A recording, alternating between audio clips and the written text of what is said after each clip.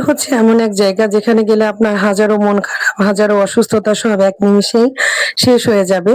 তো আমাদের আসলে মন্দিরে যাওয়ার কথা ছিল না। গতদিনই হচ্ছে বাড়ি থেকে এসেছি। তো তার পরের দিনে আবার বেরোনো, একটু টায়ার্ডও লাগছিল।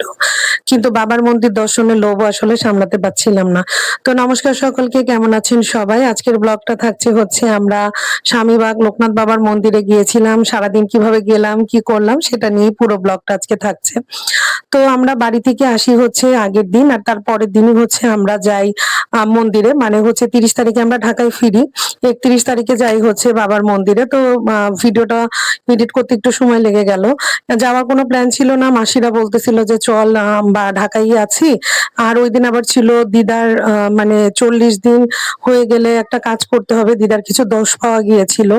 তো সেই উদ্দেশ্যেও মারও মন মানছিল না, মা চাচ্ছিল একটু মন্দিরে গিয়ে ঠাকুর দর্শন করলে সে একটু শান্তি পাবে। তো সেই উদ্দেশ্যে যাওয়া, তো প্রথমেই আমরা গিয়ে জগৎবন্ধুর মন্দির পড়ে, তো সেখান থেকে ঠাকুরকে প্রণাম করে, তো ঠাকুরের দর্শন করার সৌভাগ্য আমার হয়নি। কারণ আমরা যখন গিয়েছিলাম তখন হচ্ছে ঠাকুরের মানে ঠাকুর মন্দির বন্ধ ছিল।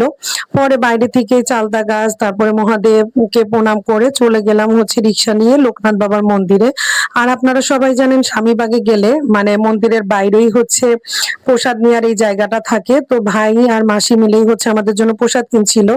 তো জয় বাবা আসলে এতটাই আমাদেরকে কৃপা করেছেন, আমরা গিয়ে দাঁড়াতে না দাঁড়াতেই মন্দির থেকে বলছে আপনারা সবাই ফুল বেলপাতা গ্রহণ করুন, অঞ্জলি দেয়া হবে। মা যেহেতু উপোস করে গিয়েছিল, আমি আর উপোস করে যেতে পারিনি, কারণ আমার শরীরের কন্ডিশন খুব খারাপ হয়ে গেছিল জার্নি করে এসে।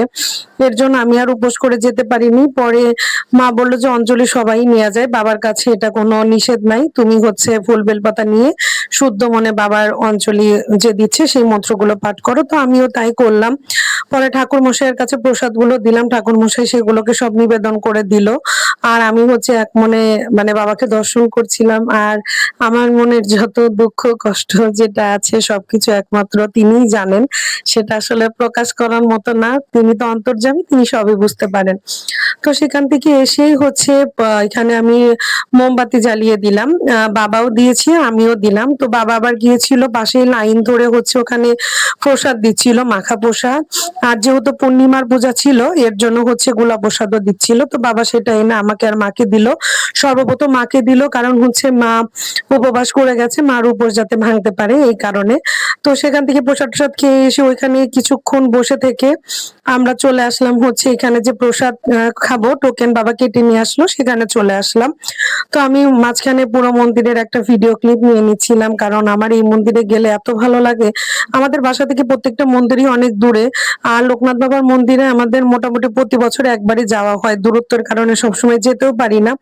তো প্রসাদ পেতে বসে পড়লাম। আর লোকনাথ বাবার মন্দিরের প্রসাদ তো মানে প্রসাদ মানেই এটা অতুলনীয়, কিন্তু এইখানে প্রসাদ মানে আমরা একদম উকিয়ে থাকি এটা খাওয়ার জন্য। তো ছিল বেগুনি, তারপরে লেবু মরিচ সবই দিল, ২ রকম ডাল ছিল, ছিল পায়েস আর হচ্ছে চাটনি। অল্প খেলে কেন যেন প্রসাদে একদম হচ্ছে পেট ভরে যায়। তো খাওয়া দাওয়া শেষে আমরা আবার ঠান্ডায় জায়গায় বসলাম। ওই দিন এত রোদ ছিল যে মানে বলার বাইরে। তো আসার পরে লোকনাথ বাবার মন্দিরের একদম পিছন দিকে তো এখন অনেকগুলো মন্দির করেছে, শিব ঠাকুরের মন্দির, রাম ঠাকুরের মন্দির, মা কালী অধিষ্ঠিত, তারপরে হচ্ছে শনিদেব অধিষ্ঠিত, এবং লোকনাথ বাবার আর একটা মন্দিরও ওখানে আছে। তো সেইগুলো দর্শন করে সেখানে প্রণাম করলাম।